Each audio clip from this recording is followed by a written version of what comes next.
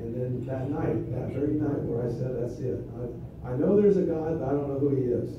I threw him all away, and I had a vision in my room at night, and it kind of freaked me out. And there was this majestic man that appeared right before me. It was an open vision. And he was majestic. That's all I could say. He says, someday I'm going to come and live inside you. And I said, no way, man. I don't want nothing living inside of me. Because I've been studying all this stuff. I understand what that stuff's about and what goes on. I said, there's no way nothing's going to come and live in me. And that's when I had that encounter.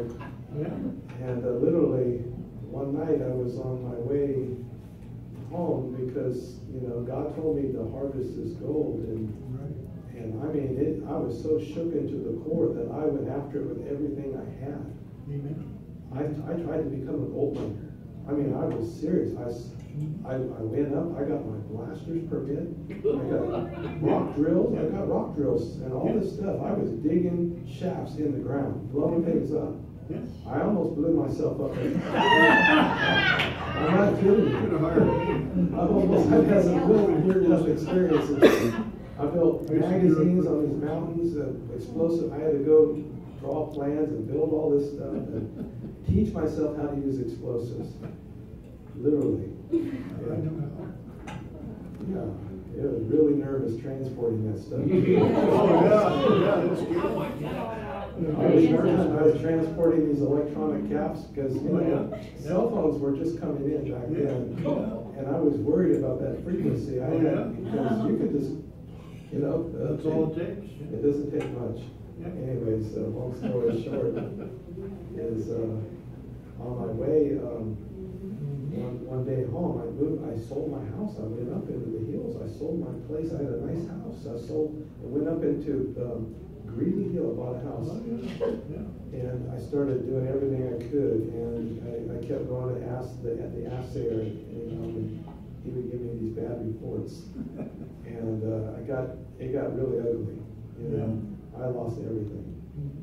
And my last sample, going to Jamestown to my assayer, and he said, have you ever thought about becoming a farmer?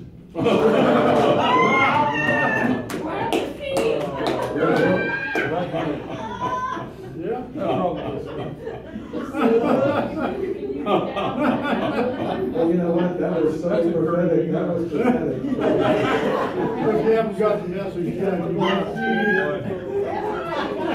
friends like that, And so I cried out to the Lord, and I said, I know you called me to harvest your gold, but I need some help. I don't understand. And I just got born again before that happened, and I had just gotten married, and my former wife, I'm remarried. She was connected to the Watchtower Society and all this, and I didn't know. And I said, as long as you don't try to get religious with me, because I didn't want nothing to do with anything like this.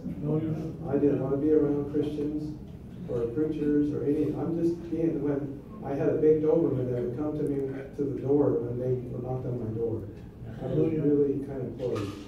There was no way people could reach me. People tried to reach me, I would shut them down. That was kind of close. Huh? I was really close. No wonder God had to speak to you the way he did. I don't know. I wonder it took thunder. And so what happened, I was listening, and I think I was listening to Highway to Hell. I can't remember for sure, but I used to like that song, and I would sing that song, I'm on the Highway to Hell. And my radio went out in LaGrange, and it got onto this Christian station. And in 3 years, this has been 3 years since I had that encounter, they started talking about some things, about Jesus being the vine and the branches and these kingdom principles that I was hearing. I mean, when God will speak to you before you're saved. Oh, yeah. He was showing me some stuff that I didn't know who he was, and a light bulb moment happened. And I got born again, and then I literally driving over Don Pedro Dam, I got filled with the new birth. I mean, it was like his words just poured into me. And I got my Bible out, and I started reading that thing.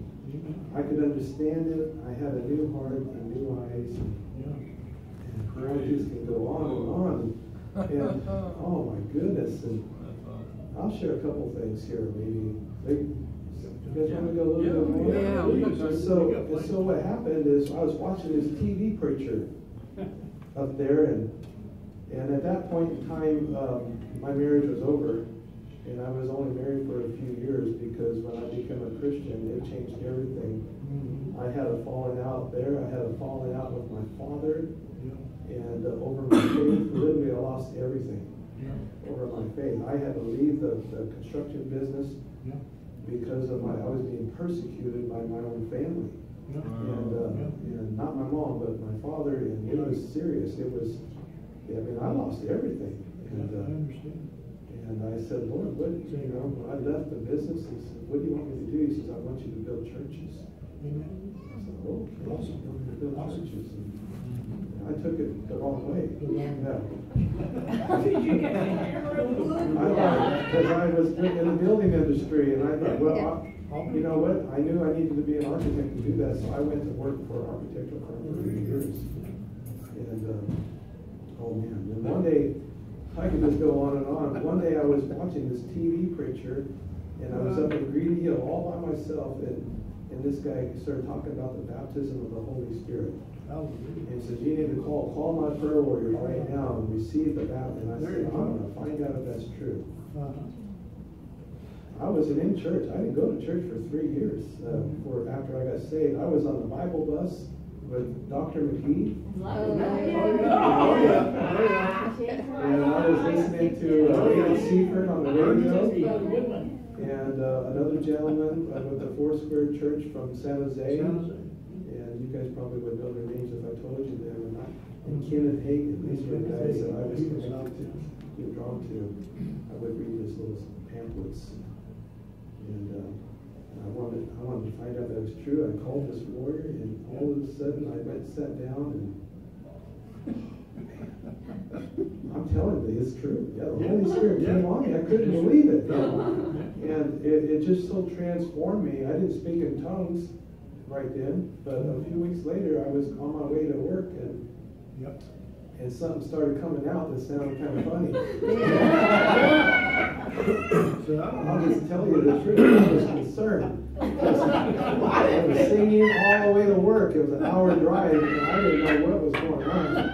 I'm just telling you the truth. And I was relieved to find out it was in the Bible, speaking in tongues. I didn't understand it. And I started speaking. And then, oh man, I could tell you some stories. I didn't go to church. I went to the bars. I did. And I'd go down to Cokerville. I played pool. Played bar. I played that too. Played pool, and I would always end up witnessing to somebody. It was just like, everywhere I went, it was like I couldn't do what I used to do anymore. And it was like everything shifted inside when I didn't want to cuss, and I tried to get into some relationships. It would just blow up. There was nothing that was working for me but old stuff because I was a new creation. That's right.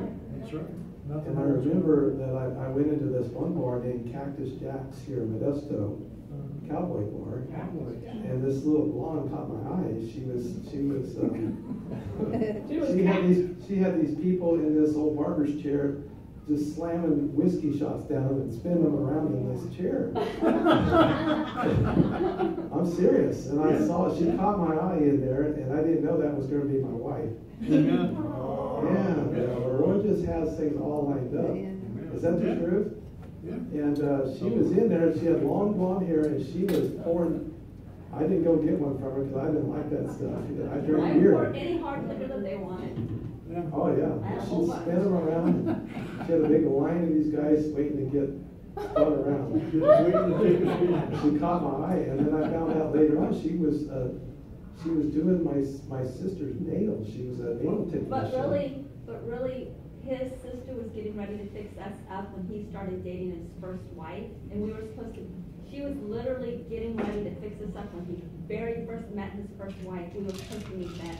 But the enemy stopped it. Because I knew his sister and his mom for years. Yeah, that's really interesting. And she thought, I can't set you up now. I'm dating some girl. But God still God works has it a all way, out. he has a Yeah. way. You had to give him He'd credit. get off on the crooked path, he'd get us back on. Yeah. our right That's way. right. That's Yeah. right. You got off on the wrong foot. And so one day I just had enough of being single and all that stuff. He says, just go to her and talk to her. And I knew where she was. I went and I found her at a bar and we got married like quick, 2.5 months. Oh, wow. like real quick, because Shiny wanted to find out all Didn't the want stuff. to That's the truth. You might say no, huh? Yeah, I say no, she might call someone she Stuff, spent. yeah, and I had a real problem with that, because I used to do that from, a little kid. We thought we were cool, riding bulls and horses and all that, and it turned into a real addiction and a real problem in our marriage, and I couldn't quit. I mean, has anybody ever been addicted to something? Yeah. It's no joke, you know. No, it's no joke. And I remember trying, and it wasn't too much longer after I got married that I started getting exposed to church and ministry and full gospel businessmen's fellowship, and the Lord really caught my eye with the marketplace ministry and the ministry of Chester Smith. Really, just when I saw Chester Smith minister, there was something that happened to me when I saw him. And I hadn't been around him that much, but my father was friends with him because of business. And I cried out in the auditorium in Stockton. I said, God, I want to know you like that man knows you. He says, someday you will. And I hung on to that for a number of years. And, but I got to hang around with people like Memorian every once in a while, and got hang around Pastor Jack, and I was calling Lorian Betancourt. I met him at a full gospel business meeting or something. It must have been where I met you. I don't remember. But I was just talking to him, and because we were just getting involved in the full gospel businessman little chapter there in Modesto. We started one here in Modesto at the Sundial. Yeah, you did. I remember that. Yeah, and I got hit with the vision that Demas Shakarian had. There's going to be a big move of the Lord in the marketplace. In fact, I believe He's going to breathe another wave of glory to the marketplace, and not only the church but the marketplace. And anyways, long story short, I was just telling him about my problem, and he started telling me about how he got delivered. He used to, I don't want to tell the story, but he smoked cigars. Is that what you said? He used to, and he prayed for me. 10 a day. Huh? 10 a day. 10 a day. He was, Wow. and he prayed a simple little prayer over the phone, and I didn't feel nothing, no. But guess what? I haven't had one touch of it since then. It was a It's miracle. well over It's a 20 miracle years. for us. Because we were almost getting divorced over it. Literally over it. Yeah. We were gonna get bruised over it. And his prayer, because he had a breakthrough, and our breakthroughs can be somebody else's breakthrough. There's power in his testimony, and it did something. It killed that thing. But you know what? It started with me, first trying to quit and ask the Lord to help. That's where it starts, and then learning this principle that you gotta see what He's already done. It's already done. And keep getting back up if you mess up. Even if you're smoking and you're still taking puffs, just say, "Thank you, Lord, I'm free." And just make a way for that greater reality of His Word to come, and it will happen someday. You just walk right out of your darkness, your bondage, into the liberty through the Holy Spirit, through Jesus. It's powerful. And so I could share so many stories like that. But the Lord started dealing with me about ministry, and full gospel businessmen, and I met Chester Smith and all these guys, and Kim. It was just amazing. And then I had this falling out with my father, and I didn't know what I was going to do. And I'm just going to speed it up. Let me know if I'm going too long. You're good. No, you're all right. You're good. And I said, Lord, what do you want me to do? I mean, we were just married. We had rent and kids, and I didn't know how I was going to afford anything, and I've only worked for my father. He said, I want you to build churches. And I said, okay, I want to become an architect. So I went to work for an architect. I got hired by a really awesome firm here in Modesto, and these guys were Christians. And I ended up working for them for 8 years, and wanting to get this place where I can actually do designs and build them. And we've done some of that too. A few church buildings we've worked on them. And it's just for His glory. Amen. And along that time, when I was working for these guys, I got called into Marketplace Ministry, and we started the chapters there in Modesto, and that was interesting.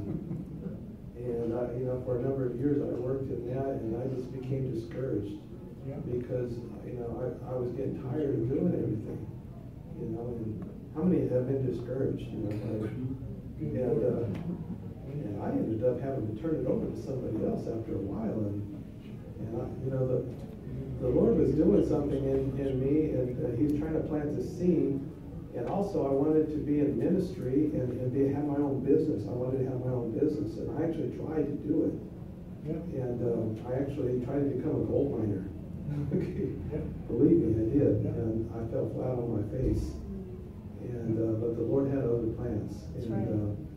And I'm learning that even though that He gives you calls to do things, it doesn't necessarily mean it's going to happen right then, right? We got to make a way for faith to come, and for faith to operate. It's not really faith until it operates. And I had to get into this realm that Genevieve was talking about, start entering into His presence through hope, and through standing on the Word and believing the Word, and just going for it. And one thing led to another. And one day the Lord said, I want you to quit your job, Kevin, and start your own business.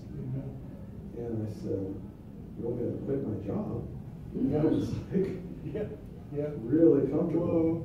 8 years for this firm, working on big projects. But I didn't know that all this time He'd been establishing me in that area of calling. And also, you know, I found out where my faith really was. It was in my employer's check that came every week. Anybody know what I'm saying? People think they're in faith, but they're. I'm not saying they're not, but you'll find out. More faith in the employer. And so He has a way of motivating you. And long story short, we had just moved to the mountains up there because we know there's a gold rush coming. That's why we're up there. And that's a miracle testimony how we got there. And the Lord says, I want you to quit your job and go start your business. And it was recession time. There was nothing going on. There was the subdivision. There was no housing going on. Anybody remember that? This was back in the early 2000s. It was kind of dry. It was dead. And I stepped through that door, and He opened the windows of heaven on me, and jobs just started coming. From crazy, I don't know how they were coming. We don't even know. I had like 40 architectural jobs in 6 months. Wow. And I didn't know anybody. I wasn't soliciting. It was supernatural. And it went on for a number of years. And I remember, oh man, this is and so I really started getting serious about learning about faith. God wants to teach us how to live by faith. He sure does. And I've learned that faith is connected to a walk. And your calling is connected to your faith. You know, He's got things to show us, things to come. And that eye has not seen, ear has not heard, but they're laid up for those who love Him, who are called according to His purpose. And that's so important. To try not to get ahead of God and take things in your own hands, and I've done that too. How many have tried to help God out? God's and Chester Smith told me something that really stuck with me through the years. He says, in the world, you're driven, but in the kingdom, you're led. And I've been learning what that is, a very wise saying. Don't ever make a decision under pressure. Wait, an important decision to you get alone, and you hear, he said the sun's out, you hear the birds chirping, wait, and that's so, it was so wise, and so I've been learning that. And the kingdom we're led, and the enemy is trying to drive us to do things. That's right. There's another fear, putting burdens on you, and things we are never meant to carry. And so I was thinking about faith, learning about faith and trusting the Lord. And I came across this guy named Jesse Duplantis. You guys ever remember? He's still around. Jesse. Amen. That guy was so funny. I know. And the Lord said, something jumped out at me in one of his broadcasts, and I knew I had to know what that guy knew. How many know what I'm talking about? Sometimes you just get around people, and I was consumed. I had to find some Jesse Duplantis teachings, and I was doing my architectural jobs, and I couldn't find any anywhere, and I didn't want to wait. You know, I was impatient. Oh, yeah. And that's. And I was doing this job for this contractor on the lake, and he gave me this big album of cassettes on the Bible, and I thought, wow, that was really cool. And I was thinking, and my wife just got some books where I was going to read these books about faith and stuff and listen to my teachings, you know, while I'm working all day on plants. And I was really looking forward to that. And then one of our little friends came from church to our house, and she saw that, her eyes lit up. And the Lord said, I want you to give that to her. And give her your books too, by the way. Oh, brother. And give her the tape player. The tape player. I had to give her everything. I didn't want to give it, I'll be honest with you, I didn't want to give it to her. But I knew the Lord was dealing with me, so I gave it to her. And then, I don't know how long it was after that, my wife went to one of our friends' house just a few miles away. What did you come back with? A whole box of Jesse Duplantis. Yep. You're selling seed. Yeah, that's exactly what. And ever since then, books have been coming into our house like crazy, and teachings and teachings. And they come in, I have to hide them to bring them in the house now. I'm serious. I'm not kidding you. No, I understand. We got way too many. And so I started learning about this principle of multiplication, and there's such a key to what I'm talking about to bring you into your fullness. And I've learned that the Lord has called me, and one other thing He did. I'll just share a little bit more here. Can you know a little bit more? Yeah, yes, we can. We were doing good. Right when you think you're doing good, then Lord, He does something. True. Yes, He does. And we were going to this little Assembly of God church up in, we were popping around churches we found a good little church in Angels Camp. And my wife was being used by the Lord, and I was sitting on the back row. Yeah, is that the truth? As close to the door as possible. And one day I was sitting there, and the Lord says, get up and leave. That's how He talked to me. He just said, I want you to leave right now. Get up and leave this church. And I didn't leave. And then He kept telling me, I told you to leave this church. Get up and leave. And it was a good church. And I said, Lord, my wife's going to freak out. And I didn't, and she did when I told her. Sure. And but she decided to, submit, as a good wife, and we left. And then we left, and about 2 weeks later, I was in the shower, and the Lord spoke to me again. He says, I've anointed you to become a pastor. Awesome. I said, what? Pastor. And He told me the name of the church. Yeah. And very good. Right in the shower, I got that word, and I told her. And what did you say? It wasn't good. We thought we were going to be evangelists, maybe, or something. We didn't know, Yeah. I knew I was going to be an evangelist. I went to Bible college here in Modesto at a big group to become, an evangelist someday. And I didn't know. But how many know that God has things for you may not know even, right? Yeah. You just got to follow Him to let these things open up. It's never what you think. Long story short, we had to step into that. When he stepped into that, He started sharing things prophetically to us, and it's just amazing. He said, I want you to start right now. And I started in my living room with that lady that I gave the Bible cassette to, and Genevieve and my little daughter, and it kind of grew.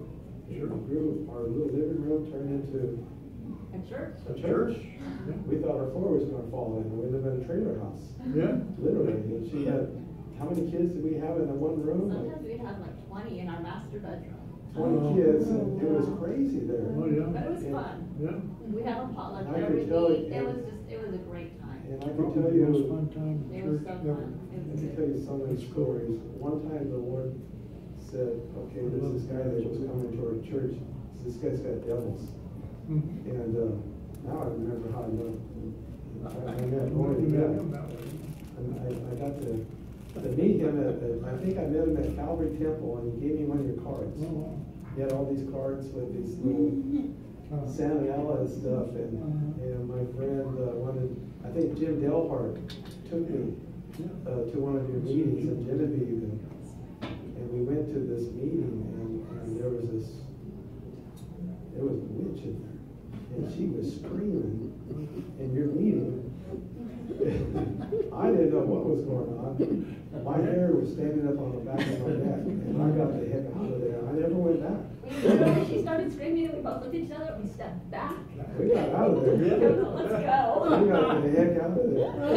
And then I get called into the ministry, and the Lord says, I want you to cast the devil on this guy next week. I want you to fast. And I said, okay, Lord. And I did what he told me to do. Sunday came around, and That's right. And you know what? I didn't know what was going to happen. I just did what the Lord told me to do. And this power came and hit that guy and knocked him into our wall. Our wall lamp fell off and almost knocked the table over. He got hit with the Holy Spirit. I was so thankful. Yeah, thank you. Yeah. But then something weird happened. This thing jumped off of him and jumped onto my wife.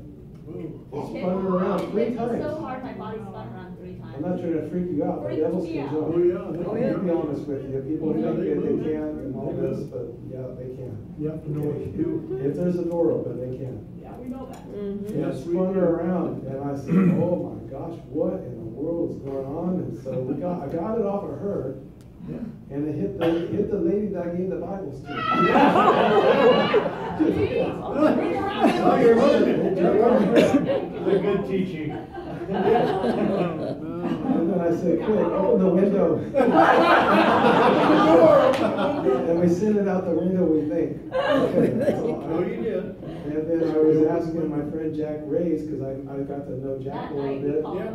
through Yeah. Lorian, and he was willing to ordain me. He says, he didn't even know me. I was amazed. God called me. And he says, "You're not going to kill anybody. It's all right." He didn't think I was going to kill anybody, so he was willing to listen to me. He was such an inspiration and really helped me and Genevieve out. And he came over to our house The and very prayed with next her day, the prayed next and day counseled us. and ministered to Yeah. Genevieve and me. Yeah, he's a sweetie. And I said, "Jack, how could that happen?" He goes, "Did you mind him?" I go, "No, I didn't know I was supposed to." Obviously. And so I'm learning, the hard way, the school of the Spirit, the power of binding and loosing that we have. And that was a hard lesson to learn there. And ever since then, we've been seeing so many things happen. So many things happen. And the Lord is opening the doors up, and you just got to go through the doors that the Lord opens up for Yes, you you. do. Yes, you do. And I could just go on and on and on. Maybe I should stop right there. And I didn't get into everything, but God will guide you. Yes, He By will. your Yes, He obedience to will. the leading of the Spirit, He will reveal things to you. And one thing that I've learned in the area of your gifting and calling is you got to sow into it. Yeah. You got to sow into the vision that He gives you. Yeah. You're a seed. Right. And the only way you're going to see this grace abound towards you, so you have all sufficiency for all good things, is to give with the right heart, with the right purpose. Right. And you make a way for God to multiply that grace, that gifting, those promises into your life.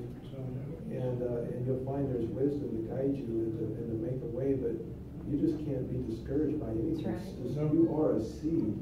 Whatever you do, it will have repercussions for good or for evil. And that's what I'm learning. Just got to sow into the vision and be praying for His vision. Be praying every day for His word. And is it okay to let the Spirit move here a little bit? Sure. oh, yeah. I believe so. And yeah. Should. Oh man. And so I feel the fire of the Lord. There's is here. fire right now. Yeah, He's here, and hallelujah.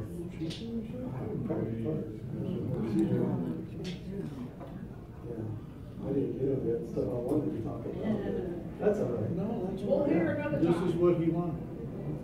All right. Beautiful. So, where are you going, Ethan?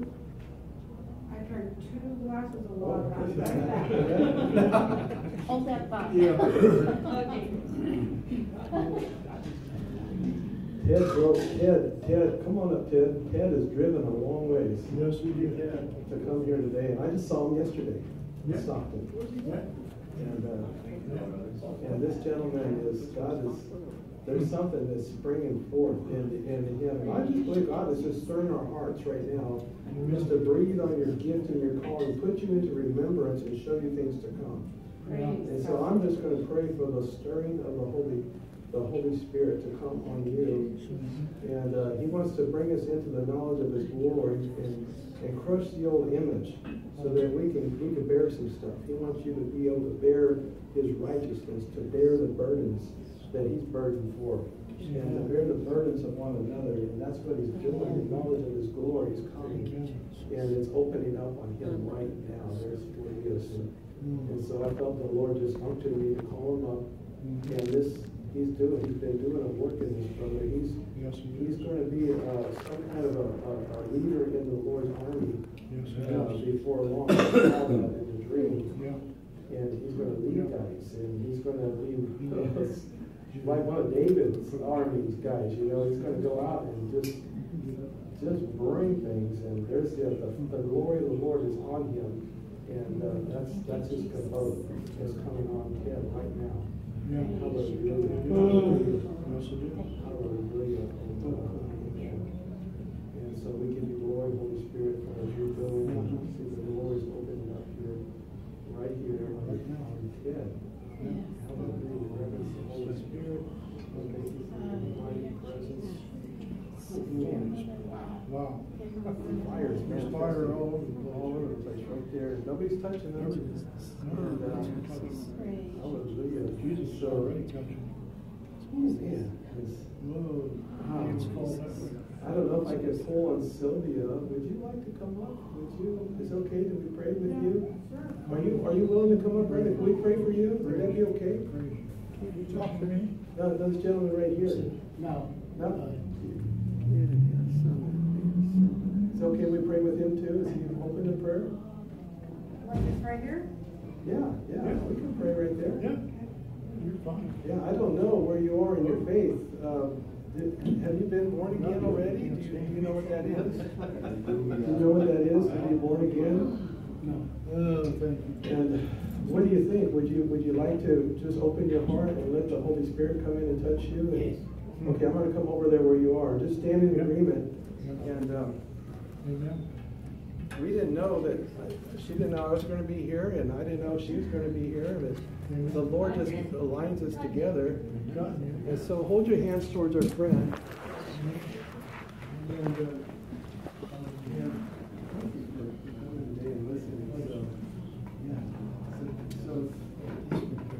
what's that?